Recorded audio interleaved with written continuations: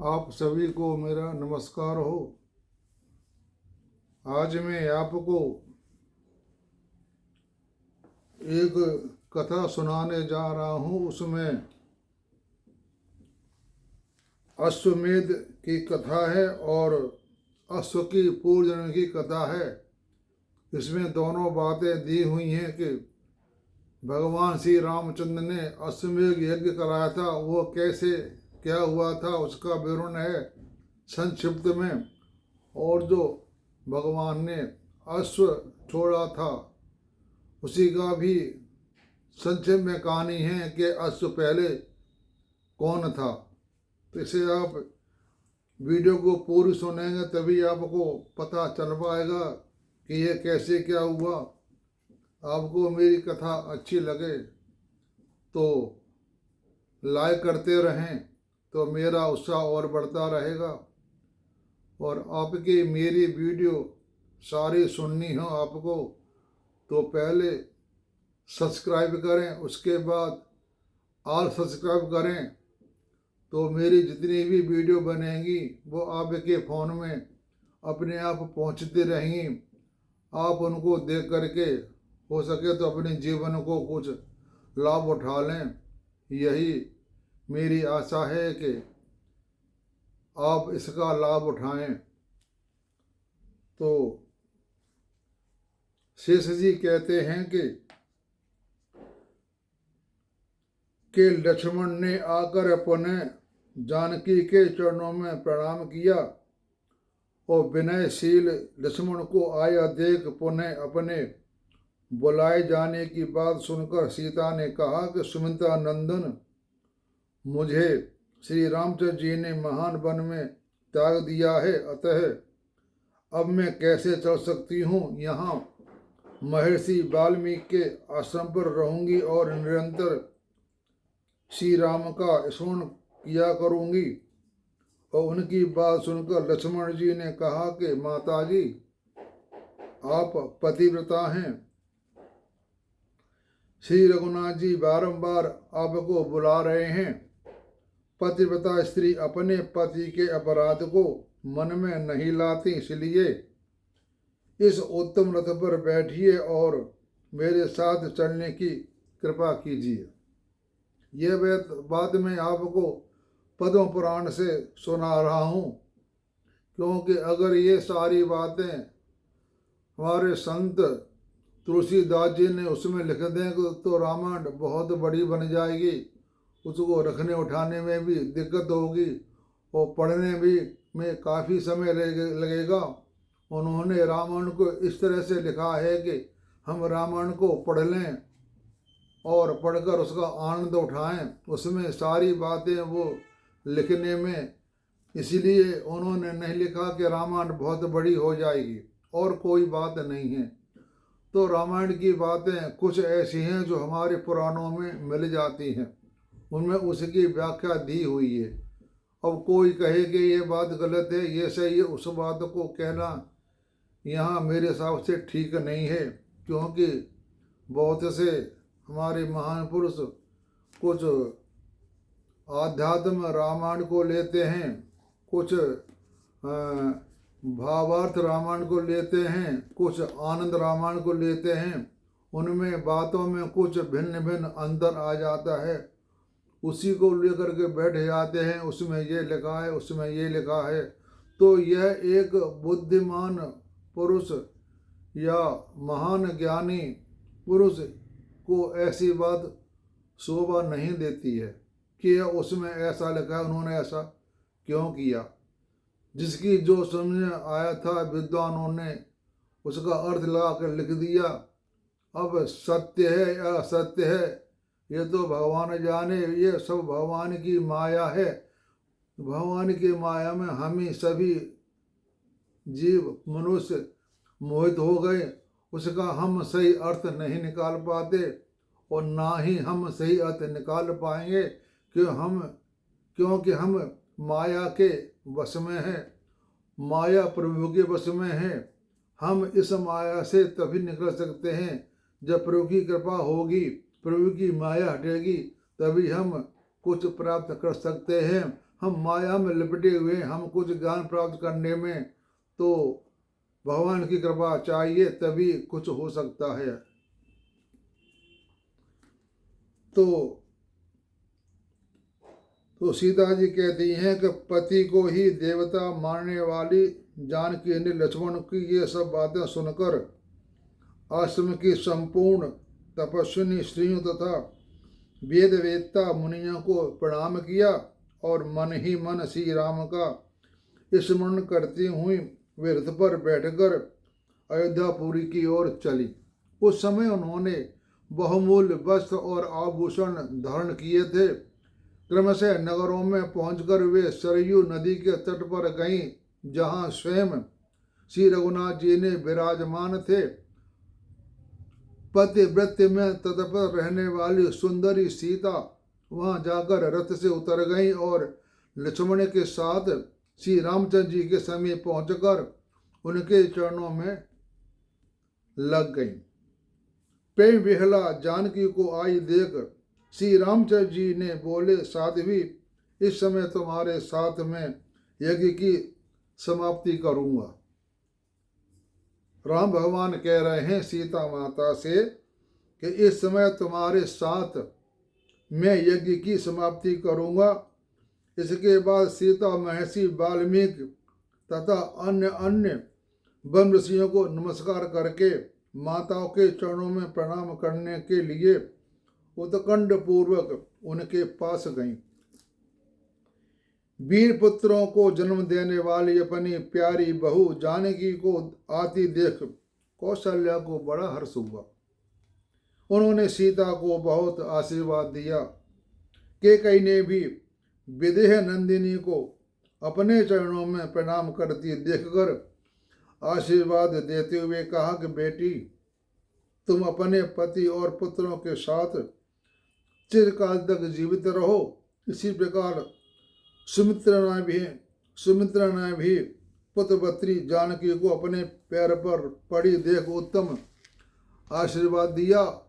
श्री रामचंद्र जी की प्यारी पत्नी सती स्वाधी सीता सबको प्रणाम करते हुए प्रसन्न हुई और श्री रघुनाथ जी की धर्मपत्नी को उपस्थित देख महर्षि कुंभज ने सोने की सीता को हटा दिया और उसकी जगह उन्हीं को बैठाया।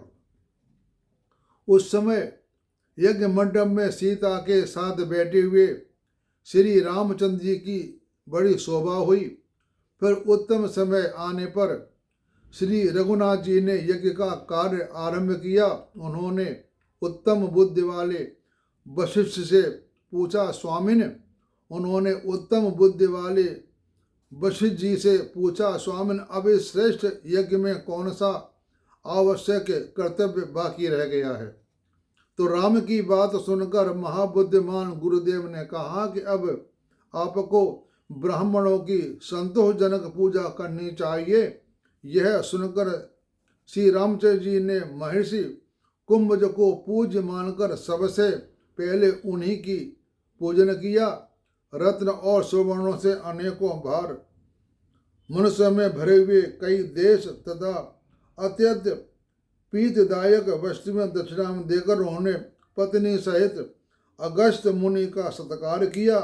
फिर उत्तम रत्न आदि के द्वारा पत्नी सहित महर्षि च्यवन का पूजन किया। इस प्रकार अनान्य महर्षियों तथा संपूर्ण तपस्वियों ऋतुजों का भी उन्होंने अनेक बार सुवर्ण और रत्न आदि के द्वारा सत्कार किया।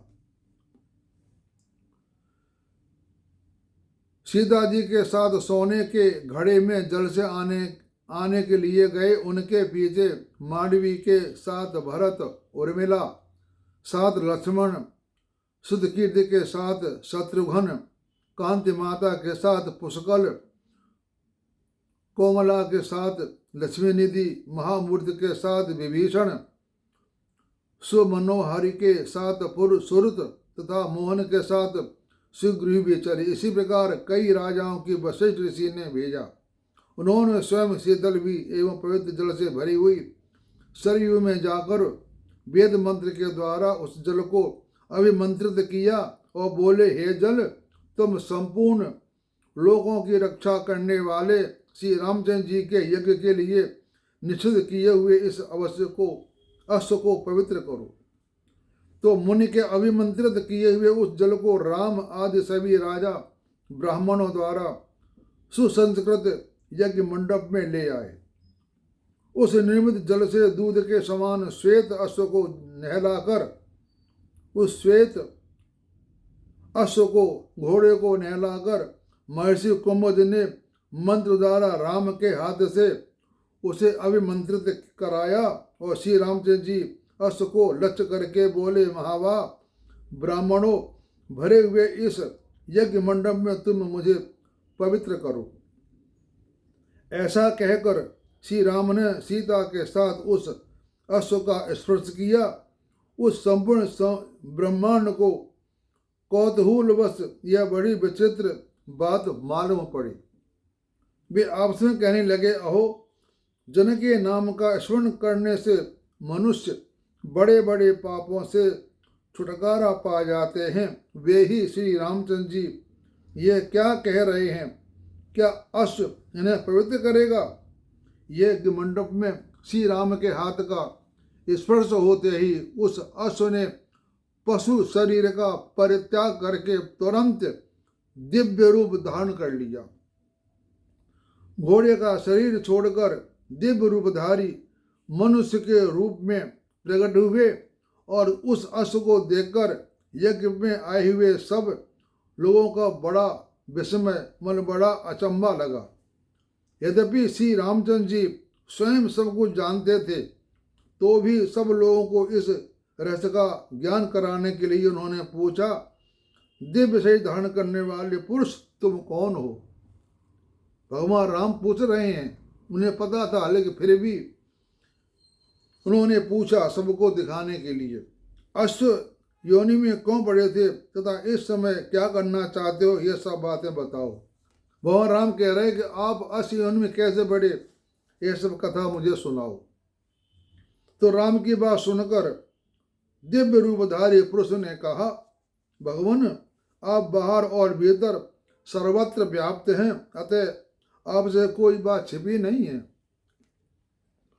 फिर भी यदि तुम पूछ रहे हो तो मैं आपको सब कुछ ठीक ठीक बता रहा हूं कि पूर्व जन्म में मैं एक परम धर्मात्मा ब्राह्मण था, किंतु मुझसे एक अपराध हो गया था।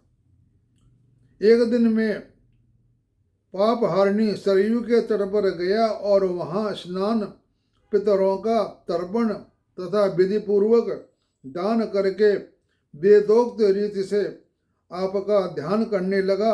महाराज, उस समय मेरे पास बहुत से मनुष्य आए और उन सबको ठगने के लिए मैंने कई प्रकार का दंभ प्रकट किया। इसी समय महातेजस्वी महर्षि दुर्वासा अपनी इच्छा के अनुसार पृथ्वी पर विचरते हुए वहां आए और सामने खड़े होकर मुझ दम्भी को देखने लगे। मैंने मौन धारण कर रखा था, न तो उठकर उन्हें अर्घ्य दिया और न उनके प्रति कोई स्वागतपूर्ण वचन ही मुंह से निकला, क्योंकि उनको उस समय अपने आप में कुछ घमंड आ गया था कि सब पब्लिक को से अपने मंत्रों से द्वारा लोगों को ठग करके पैसा इकट्ठा कर लूं। वो उनका मन उसमें लगा हुआ था। तो महामती दुर्वासा का स्वभाव यों तो तीक्ष्ण है, मुझे दम्भ करते देख वे और प्रचंड क्रोध के वशीभूत हो गए। भाई, जो ऋषि महर्षि होते हैं वो सबके मन की बात को जानते हैं, ये कैसा पुरुष है, क्या है। तो हमारे जो महर्षि दुर्वासा जी हैं उनमें क्रोध कहते हैं जल्दी आ जाता है, क्यों आता है ये तो पता नहीं, ऐसा कहते हैं। तो उन्होंने गुस्से में आकर के उसको शाप दे दिया। बोले, तू सरयू के तट पर ऐसा घोर दंभ कर रहा है तो पशु योनियों को प्राप्त हो जा। तू ऐसे उल्टे से कर्म कर रहा है तो तू पशु योनियों को प्राप्त हो जा। तो मुनि के दिए हुए शाप को सुनकर मुझे बड़ा दुख हुआ और मैंने उनके चरण पकड़ लिए। रघुनंदन, तब मुनि ने मुझ पर महान अनुग्रह किया। वे बोले, तापस, तू श्री रामचंद्र जी के अश्वमेध यज्ञ का अश्व बनेगा। फिर भगवान के हाथ का स्पर्श होने से तू दम्भहीन दिव्य एवं मनोहर रूप धारण कर परम पद को प्राप्त हो जाएगा। भगवान ने वैसे भी कहा है रामायण के अंदर कि मेरे सामने जो भी व्यक्ति आता है उसके पाप सारे नष्ट हो जाते हैं, तभी मेरे सामने आता है, वरना वह मेरे सामने नहीं आ सकता।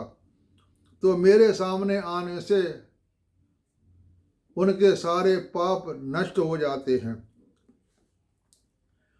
तो महर्षि का दिया हुआ यह शाप भी मेरे लिए अनुग्रह बन गया।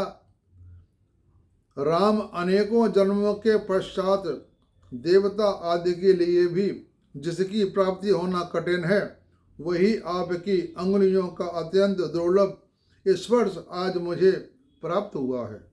महाराज, अब आज्ञा दीजिए, मैं आपकी कृपा से महान पद को प्राप्त हो रहा हूँ, जहाँ न शोक है, न जरा है, न मृत्यु है, न जन्म है, न मरण है, न शोक है, न काल का विलास है। उस स्थान को जाता हूँ राजन, यह सब आपका ही प्रसाद है। यूं कहकर श्री रघुनाथ जी की परिक्रमा की और श्रेष्ठ विमान पर बैठकर भगवान के चरणों की कृपा से वह अपने सनातन धाम को चला गया। उस समय दिव्य पुरुष की बातें सुनकर अन्य साधारण लोगों को श्री रामचंद्र जी की महिमा का ज्ञान हुआ और वे सब के सब परस्पर आनंद मगन होकर बड़े विस्मय में पड़े, अचंभे में पड़ गए। महाबुद्धिमान बादशाह जी सुनिए, दम्भपूर्वक स्मरण करने पर भी भगवान श्री हरि मोक्ष प्रदान करते हैं। तो श्री जी कहते हैं कि जिसके उस परम पद को प्राप्ति होती है जो देवता आदि के लिए भी दुर्लभ है। अश्व की मुक्ति रूप विचित्र व्यापार देकर मुनियों ने अपने को भी कृतार्थ समझा, क्योंकि वे स्वयं भी श्री रामचंद्र जी के चरणों के दर्शन और कर स्पर्श से पवित्र हो रहे थे। इसके बाद मुनिश्रेष्ठ वशिष्ठ जी, जो संपूर्ण देवताओं का मनोभाव समझने में निपुण थे, बोले, रघुनंदन, आप देवताओं को कर्पूर भेंट कीजिए, जिससे वे स्वयं प्रत्यक्ष प्रकट होकर हविष्य ग्रहण करेंगे। कर्पूर का इतना महत्व बताया है कि कर्पूर जब हम यज्ञ पूजा या कुछ करते हैं तो उसमें कर्पूर को जरूर जलाना चाहिए, इससे देवता जल्दी प्रसन्न होते हैं। यह सुनकर श्री रामचंद्र जी ने देवताओं को प्रसन्नता के लिए शीघ्र ही बहुत सुंदर कर्पूर अर्पण किया। इससे महर्षि वशिष्ठ के हृदय में बड़ी खुशी हुई और उन्होंने अद्भुत रूपधारी देवताओं का आह्वान किया। मुनि के आह्वान करने पर एक ही क्षण में संपूर्ण देवता अपने अपने परिवार सहित वहां आ पहुंचे। कर्पूर और लौंग का जोड़ा चढ़ा करके हमको नित्य प्रतिदिन उसका करना चाहिए। जब हम सुबह पूजा करते हैं तो एक कर्पूर की डेली ले ले और 2 लौंग चढ़कर उसको भोग लगाए, देवताओं का आह्वान करे, तो उससे देवता लोग आ जाते हैं। और लोहवान का भी अच्छा प्रभाव होता है। लोहवान भी यज्ञ में काम लिया जाता है। लोह हम जब यज्ञ करते हैं तो उसमें अष्ट धातु मिला करके हवन करते हैं, उसमें खुशबू होती है। खुशबू से देवता का आगमन जल्दी होता है। उस यज्ञ में दी जाने वाली हवि मतलब समिधा श्री रामचंद्र जी की दृष्टि पड़ने से अत्यंत पवित्र हो गई। देवताओं सहित इंद्र उसका आस्वादन करने के लिए उन्हें तृप्ति नहीं होती थी, अधिकाधिक लेने की इच्छा बनी रहती थी। देवता लोग सिर्फ वासना के भूते हैं, भाव के भूखे होते हैं, भाव से भगवान बनते हैं। देवता तो लोग सिर्फ उसकी स्वाद को चखते हैं और सुगंध को लेते हैं, यह देवताओं का काम है। स्वाद को चखना और खुशबू को लेना, इससे देवता लोग खुश होते हैं। नारायण, महादेव, ब्रह्मा, वरुण, कुबेर तथा अन्य लोकपाल सब के सब तृप्त हो अपना अपना भाग लेकर अपने धाम को चले गए।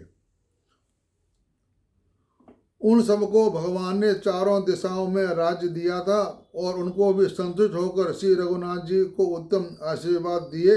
इसके बाद वशिष्ठ जी ने पूर्ण आहुति करके कहा कि सौभाग्यवती स्त्रियां आकर यज्ञ की पूर्ति करने वाले महाराज को अभिदान कामना करें। उनकी बात सुनकर स्त्रियां उठी और बड़े बड़े राजाओं द्वारा पूजित श्री रामचंद्र जी के ऊपर जो अपने सौंदर्य से कामदेव की भी प्राप्त कर रहे थे, अत्यंत हर्ष के साथ लाजा यानी खील की वर्षा करने लगी। इसके बाद महर्षि ने श्री रामचंद्र जी को यज्ञांत स्नान के लिए प्रेरित किया। तब श्री रघुनाथ जी ने आत्मीजनों के साथ सरयू के तट पर गए। उस समय जो लोग सीता के मुख का अवलोकन करते थे वे एकटक दृष्टि से देखते रह जाते थे।